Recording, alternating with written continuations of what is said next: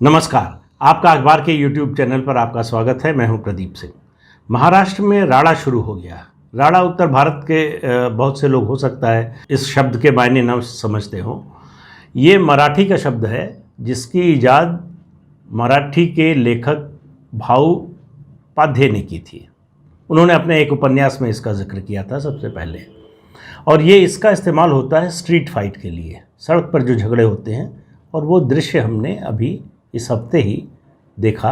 नारायण राणे के खिलाफ, उनके बयान के खिलाफ जिस तरह से शिवसेना के लोगों ने रिएक्ट किया, जिस तरह से उद्धव ठाकरे की सरकार ने उन पर एफआईआर दर्ज कराई, लगभग 40 से ज़्यादा एफआईआर दर्ज हुई, उनकी गिरफ्तारी हुई, उनको फिर बेल मिली। बात इतने तक नहीं रही। बात ये थी कि उनके घर पर, मुंबई में उनका जो घर है, उस पर शिवसैनिकों ने हमला करने की कोशिश की, पुलिस को लाठीचार्ज करना पड़ा। तो ये स्थिति, ये जो लड़ाई शुरू हुई है, क्या ये अनायास है? क्या उद्धव ठाकरे का जो रिएक्शन है वो स्वाभाविक है? कई सारे सवाल हैं, लेकिन सवाल ये है कि इसके पीछे क्या कोई राजनीतिक रणनीति है? मुझे लगता है। ये भारतीय जनता पार्टी की महाराष्ट्र के लिए नई रणनीति है, चुनाव की रणनीति, खास तौर से 2022 के बीएमसी चुनाव के लिए। मनपा चुनाव में अगर आपको याद हो, 2017 में शिवसेना बीजेपी का अलायंस टूट गया था। सीटों पर बातचीत नहीं बनी, दोनों पार्टियां अलग अलग लड़ी। बीजेपी ने अपने राजनीतिक जीवन का, जो महाराष्ट्र में है, उसकी सर्वाधिक सीटें जीती, बीएमसी में 82 सीटें। उससे पहले के चुनाव में 2012 में बीजेपी के पास केवल 31 सीटें थीं और शिवसेना को कितनी मिली? 84। 20 साल से, उस समय 17 की बात कर रहा हूँ, 20 साल से मनपा पर, बीएमसी पर शिवसेना का कब्जा था। इसके बावजूद केवल 84, 2 सीटों का अंतर दोनों पार्टियों में रह गया। बीएमसी में बीजेपी कभी कोई बड़ी ताकत नहीं रही है, शिवसेना, कांग्रेस, फिर एनसीपी अलग हो गई तो एनसीपी भी एक खिलाड़ी बन गई उसमें।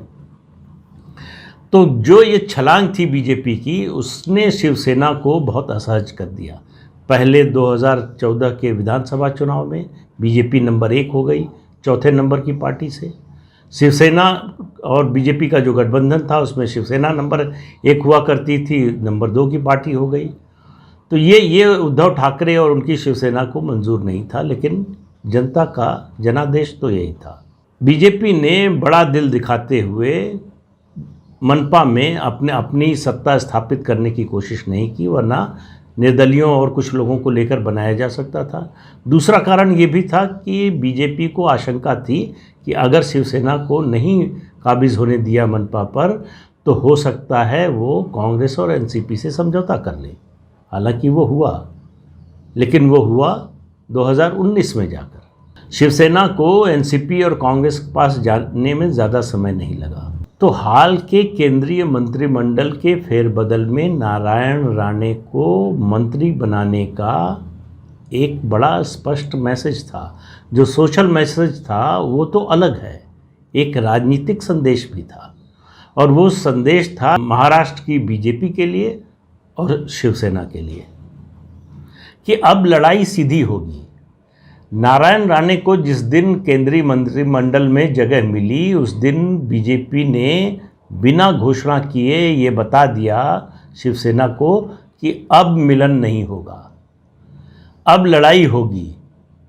और ये जो धोखा दिया 2019 में, गठबंधन को बहुमत मिला, उसको तोड़कर जाकर आप एनसीपी और कांग्रेस से मिले। उसके बाद अब ये जो बीच में अभी 1.5 साल सरकार चली, इस दौरान भी कोशिश हुई कि शायद एक बार फिर से दोनों पार्टियां साथ आ जाएं, लेकिन अब उसकी सारी संभावना खत्म हो गई है। तो आपके मन में सवाल होगा कि क्या नारायण राणे को सिर्फ मंत्री बना देने से स्थिति बदल जाएगी, या उनके साथ अभी जो जन आशीर्वाद यात्रा के दौरान उनका जो बयान था, हालांकि बीजेपी ने उसका समर्थन नहीं किया है, लेकिन आप उस पर मत जाइए, वही हुआ है जो बीजेपी चाहती थी। उसी तरह से हुआ है लगभग जो बीजेपी को लग रहा था कि होगा, क्योंकि बीजेपी शिवसेना का स्वभाव जानती है, उद्धव ठाकरे का भी स्वभाव जानती है। उनको मालूम है कि वो किस तरह से रिएक्ट करेंगे। तो नारायण राणे के अंदर जो शिवसैनिक है उसको निकालने की बीजेपी ने कोशिश नहीं की। अपनी युवा अवस्था से ही मुंबई के उपनगर चेंबूर के युवा शिव सैनिक नारायण राणे एक एक सीढ़ी चढ़ते हुए मुख्यमंत्री की कुर्सी तक पहुंचे थे। बाला साहब ठाकरे के बहुत विश्वस्त हो गए थे। बाद में मतभेद हुए, उनको मुख्यमंत्री पद उनका गया, उन्होंने शिवसेना छोड़ी। और शिवसेना में ये लड़ाई का कारण ये था जब बाला साहब ने उद्धव ठाकरे को कार्यकारी अध्यक्ष बना दिया शिवसेना का, तो उनको लगा कि मैं इतना लोकप्रिय नेता हूँ, मुख्यमंत्री बना, इतना जनाधार है मेरा, इसके बावजूद मेरी उपेक्षा की गई, तो उन्होंने शिवसेना छोड़ दिया। कांग्रेस में गए, वहाँ ज़्यादा उनका मन लगा नहीं, उनका मामला चला नहीं, फिर वो बीजेपी में आ गए। बीजेपी में आने के बाद से वो एक तरह से हाशिए पर ही थे। तो इस समय लाने का क्या मतलब था? बीएमसी के चुनाव से पहले क्या इसके पीछे कोई राजनीतिक रणनीति थी? बिल्कुल थी नहीं है। नारायण राणे के अंदर का जो शिवसैनिक है उसको मालूम है शिवसेना से कैसे लड़ा जाएगा। तो बीजेपी ने अब तय किया है कि शिवसेना से शिवसैनिक की तरह लड़ा जाएगा, उसका जवाब उसी तरह से दिया जाएगा। अब देखिए, राणे को क्यों चुना गया, मैंने पहले शुरू में कहा कि क्या आपके मन में सवाल होगा क्या राणे को मंत्री बना देने से परिस्थिति बदल जाएगी महाराष्ट्र में? बता रहा हूँ क्यों कह रहा हूँ। नारायण राणे कोंकण से आते हैं। कोंकण जो है वो शिवसेना का, आप कहिए कि कोर वोट, जो सबसे शुद्ध वोट है वो शिवसेना का वो कोंकण से आता है। जो कोंकण के लोग बम्बई में आकर नौकरी करते हैं, यहाँ बसे हैं, कोंकण की इकॉनमी के बारे में लंबे समय तक कहा जाता रहा कि ये मनी ऑर्डर इकॉनमी पर चलता है। जो बम्बई में लोग आकर अलग अलग विभागों में, सरकारी गैर सरकारी विभागों में नौकरी करते हैं, वो पैसा वहाँ भेजते हैं। वही शिवसेना से जुड़े हुए लोग हैं, वही शिवसेना के लिए मरने मारने लड़ने पर उतारू रहते हैं। तो शिवसेना की जो पॉलिटिकल या इलेक्टोरल लाइफ लाइन है वो कोंकण है, और शिवसेना की जो आर्थिक लाइफ लाइन है वो बीएमसी है। बीएमसी ही दरअसल शिवसेना का ब्रेड एंड बटर है। उसकी आर्थिक सत्ता का जो पूरा आधार है, जो तंत्र है, वो बीएमसी से चलता है। आपको पता होगा कि बीएमसी जो है वो देश की सबसे बड़ी महानगर पालिका है। उसका बजट इस बार जो प्रस्तुत हुआ है फरवरी 2021 में, वो 39,000 करोड़ रुपए का है, जो कई राज्यों के बजट से ज़्यादा बड़ा है। तो इससे आप अंदाज़ा लगा लीजिए कि बीएमसी का मतलब क्या है। उसके अलावा बीएमसी के पास 80,000 करोड़ का बताते हैं फिक्स डिपॉजिट्स है। इतनी धनाढ्य संस्था है। काम कैसा करती है उसकी बात छोड़ दीजिए, हर बाढ़ में क्या स्थिति होती है मुंबई की, ये हमको, आपको, सबको, पूरी दुनिया को पता है। लेकिन अभी बात उसकी नहीं हो रही है। बात ये हो रही, ये बीजेपी को पता चल गया है कि अगर किसी पार्टी की लाइफ लाइन, उसको अवरुद्ध करना है, उसको रोकना है, दो मोर्चों पर जो है लड़ाई लड़नी होगी। एक उसका जो कोर वोट है, जनाधार है वहाँ, और दूसरा जो उसका आर्थिक तंत्र है, जो उसकी जो है इकोनॉमिक लाइफ लाइन है, उन दोनों को काटना पड़ेगा। तो ये शुरुआत जो हुई है, तो ये जो दांव चला है बीजेपी ने, उसमें शिवसेना ने जाने अनजाने, खासतौर से उद्धव ठाकरे ने मदद कर दी उसकी। ये लड़ाई बन पाती, नहीं बन पाती, ये स्वरूप ले पाती कि नहीं ले पाती, ये कहना पहले मुश्किल था। विवाद की शुरुआत हुई 15 अगस्त के एक कार्यक्रम में। उद्धव ठाकरे ने को भाषण देते समय ये याद नहीं था कि भारत को आज़ाद हुए कितने साल हुए। उन्होंने पीछे मुड़कर किसी अधिकारी या किसी व्यक्ति से पूछना चाहा कि ये कितने साल हुए।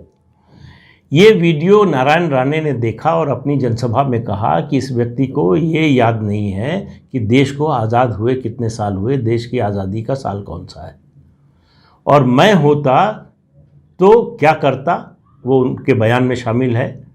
जो मुझे लगता है कि केंद्रीय मंत्री के नाते इस तरह का बयान उनको नहीं देना चाहिए था। एक भाषा का संयम बरतना चाहिए था, क्योंकि वो एक मुख्यमंत्री एक संवैधानिक पद पर बैठे हुए व्यक्ति के बारे में बोल रहे थे। वहाँ तक उनकी आलोचना ठीक थी कि इनको मालूम नहीं है और ये इनके लिए बहुत गर्व की बात नहीं है, वो मामला ठीक था। लेकिन उद्धव ठाकरे को ये नैतिक अधिकार नहीं है कि ऐसे मुद्दे पर वो जो है सवाल उठाएं। 2018 में इससे भी ज़्यादा, बहुत ज़्यादा शर्मनाक बयान उन्होंने उत्तर प्रदेश के मुख्यमंत्री योगी आदित्यनाथ के बारे में दिया था, जब उन्होंने कहा था कि उनको उन्हीं के चप्पलों से पीटा जाना चाहिए। ये उद्धव ठाकरे हैं, ये शिवसैनिक है, ये इनकी यही भाषा है, इनकी यही राजनीति है जो आजकल एनसीपी और कांग्रेस को पसंद आ रही है। उसके अलावा बीजेपी के एक नेता ने बयान दिया कि शिवसेना भवन को गिरा दिया जाना चाहिए। उद्धव ठाकरे फिर वो देखिए, कोई शिवसैनिक, सामान्य शिवसैनिक बोल रहा हो तो बात फिर भी समझ में आती है। उद्धव ठाकरे खुद बोल रहे हैं, उन्होंने कहा कि अगर ऐसी बात फिर की तो इतने थप्पड़ पड़ेंगे कि उठ नहीं पाओगे। शिवसेना जो है वो नई सेकुलर बनी है। पालघर में साधुओं की जिस तरह से निर्मम हत्या की गई पुलिस की देखरेख में, महाराष्ट्र पुलिस की देखरेख में, उनकी मौजूदगी में, उस पर कोई एक्शन लेने में पसीने छूट गए उद्धव ठाकरे के। टालती रही उनकी पुलिस, गिरफ्तारी टलती रही जब तक अदालत ने इंटरवीन नहीं किया। लेकिन इस मुद्दे पर तुरंत एक्शन हुआ। एक केंद्रीय मंत्री के खिलाफ एफआईआर दर्ज हो गई, गिरफ्तारी हो गई, उनके घर से उनको लेकर गए, खाना खा रहे थे, खाना खाने का समय नहीं दिया गया। और उसके बाद बुधवार को शिवसेना के एक नेता ने कहा नारायण राणे से कि चुनौती देता हूं, अपनी सिक्योरिटी हटा दो, उसके बाद मैं आकर बताता हूं तुम्हें तुम्हारा क्या हाल होगा।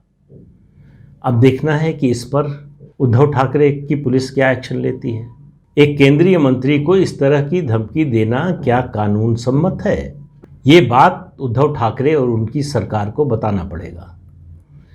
अभी नारायण राणे वाला मामला अदालत में है, तो वहाँ तो जो चलेगा वो चलेगा, लेकिन उसके बाद जमानत मिलने के बाद नारायण राणे ने कहा कि मैं डरने वालों में नहीं हूँ और अपने बयान पर कायम हूँ, और उनकी जन आशीर्वाद यात्रा फिर शुरू होगी। फिर इस तरह का बवाल होने की, यानी राड़ा होने की आशंका से आप इनकार नहीं कर सकते। तो महाराष्ट्र में खेल शुरू हो गया है। महाराष्ट्र में बीजेपी बंगाल की तरह का व्यवहार नहीं कर रही है। यहाँ उसकी रणनीति अलग है। यहाँ उसकी रणनीति है कि रक्षा का सबसे अच्छा उपाय है आक्रमण। तो शुरुआत आक्रमण से हुई है और ये सिलसिला रुकने वाला नहीं है। ये सिलसिला जो है बीएमसी के चुनाव से होते हुए विधानसभा चुनाव तक जाएगा। और ये आप मानकर चलिए कि महाराष्ट्र में ये जो है, जो स्थानीय निकाय के चुनाव होंगे, फिर पंचायत चुनाव होंगे, उन सब में लड़ाई सीधी शिवसेना और बीजेपी के बीच हो जाएगी। इसमें सबसे बड़ा जो खतरा है वो कांग्रेस और एनसीपी के लिए है। अगर शिवसेना के साथ खड़ी होती है कांग्रेस और एनसीपी, तो बीजेपी के लिए इससे अच्छी बात कोई नहीं होगी, क्योंकि शिवसेना का जो मूल चरित्र है वो एक तो राणा वाला है, दूसरा हिंदुत्ववादी भी है। सेकुलर खेमे में जाने के बाद से शिवसैनिकों में इस बात की बड़ी बेचैनी है कि पार्टी ने अपनी जो मूल विचारधारा थी उसको छोड़ दिया है, और बीजेपी इसी फॉल्ट लाइन को और बढ़ाना चाहती है। तो वो बल्कि 2 नहीं बल्कि 3 मोर्चों पर कहिए हमला कर रही है। एक, शिवसेना की जो पॉलिटिकल लाइफलाइन है, उसकी जो इकोनॉमिक लाइफलाइन है, और तीसरा उसके कैडर में जो बेचैनी है उसको भी बढ़ाना चाहती है। और कैडर की इस बेचैनी को बढ़ाने का परिणाम ये होगा कि शिवसेना में उद्धव ठाकरे के खिलाफ असंतोष पनपना शुरू हो जाएगा। क्योंकि देखिए, जो एमपी और एमएलए हैं, जो कॉरपोरेटर हैं, जो स्थानीय निकाय और पंचायती राज में के विभिन्न संस्थाओं में जीत कर आते हैं, उनके लिए चुनाव और जनाधार और वोट बहुत मायने रखता है। अगर उनको लगेगा कि उद्धव ठाकरे ने जो फैसला किया है कांग्रेस एनसीपी के साथ जाने का, उससे उनके जीतने की संभावना घट रही है या उनके हार की संभावना बढ़ रही है, तो उनमें पुनर्विचार शुरू होगा और यही लक्ष्य है बीजेपी का। तो इंतज़ार कीजिए। महाराष्ट्र में ये जो राड़ा शुरू हुआ है ये आगे बढ़ने वाला है। ये बंगाल का खेला होबे वाला मामला नहीं है, ये महाराष्ट्र का राड़ा है। और वो क्या स्वरूप लेगा अभी इस बारे में कहना बहुत कठिन है। क्या उद्धव ठाकरे को ये समझ में आएगा कि बीजेपी की ये रणनीति है और उस ट्रैप में न फंसें, या उनके सामने कोई विकल्प नहीं है सिवाय इसके कि इसका जवाब दें? क्योंकि अगर वो ऐसा नहीं करते हैं तो जो शिवसैनिक का मूल स्वभाव है उससे वो पीछे हटते हैं। तो उनके लिए एक तरफ कुआं है, एक तरफ खाई है। अब विकल्प उनको चुनना है इन दोनों में से किस तरफ जाना है। तो आज के अंक में इतना ही। अगले अंक में फिर मिलेंगे किसी नए मुद्दे के साथ। तब तक के लिए इजाज़त दीजिए। नमस्कार। जाते जाते आपको याद दिला दें कि ये चैनल देखिए, शेयर कीजिए, लाइक कीजिए और सब्सक्राइब तो ज़रूर कीजिए। नमस्कार।